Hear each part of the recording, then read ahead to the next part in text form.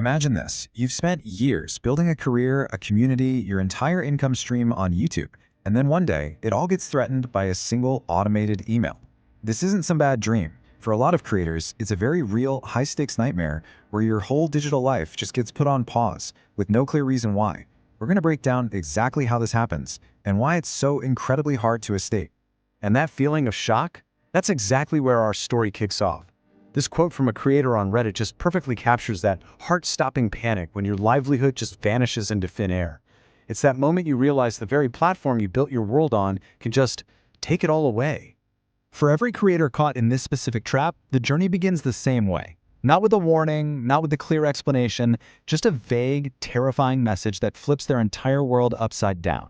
So what is this phantom menace? It's called a suspension due to related channel.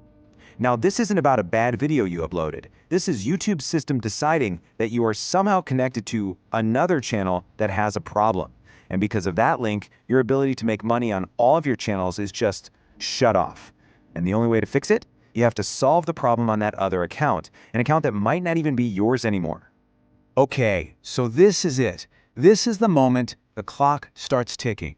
The creator gets the notice and total confusion sets in.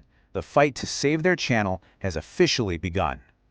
Now, what makes this whole situation so wild is how different it is from the stuff creators normally worry about, right? A community guideline strike, that's simple. You know which video is the problem, you appeal that specific thing. But a related channel suspension is totally different. It's systemic. It's not a penalty on your content, it's a freeze on your entire business. And the fix isn't even in your hands. It's tied to this other mystery account. With their income stream just gone, the creator basically has to become a detective overnight.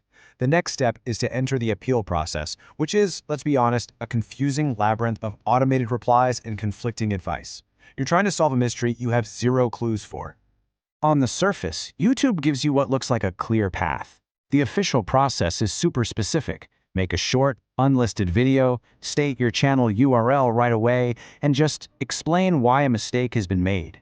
It seems like it's designed to get your case in front of a real person. But does it actually work? For so many creators, the answer is a hard no. I mean, this user's experience is tragically common. They followed all the rules, they submitted the video appeal, and what did they get? Denial. Twice. The official system, the one that's supposed to be the solution, just becomes another brick wall.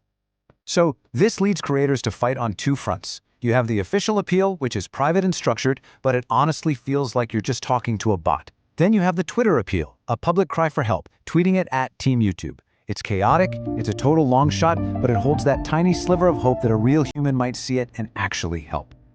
And this is where we get to the absolute heart of the problem. The logical black hole at the center of this whole mess. What are you supposed to do when YouTube tells you to fix a channel that you already deleted? This timeline from a real Reddit case just lays out the catch-22 perfectly. A creator does the responsible thing, right? To make sure everything's compliant, they delete an old, unused channel.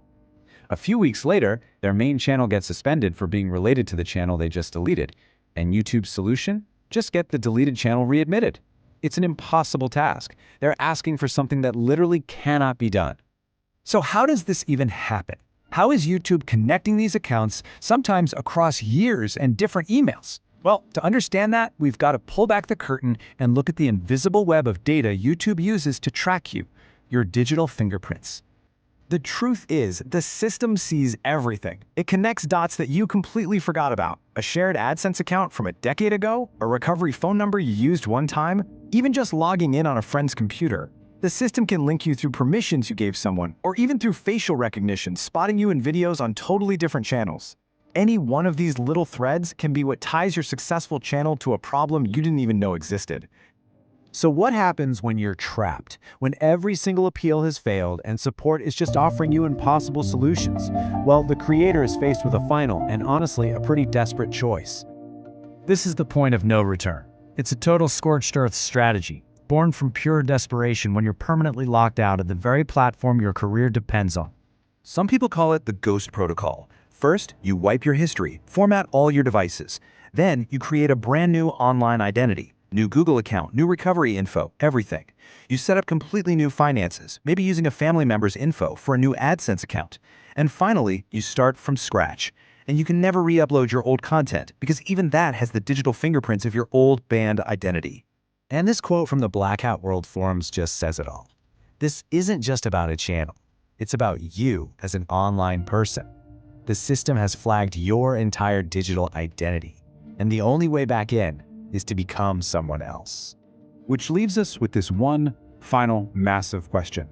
For the millions of people building their lives and careers on these huge digital platforms, it's a constant tightrope walk between your own creative freedom and the judgment of an algorithm. So, when your entire livelihood can be shut down by a system you can't even reason with, who's really in control?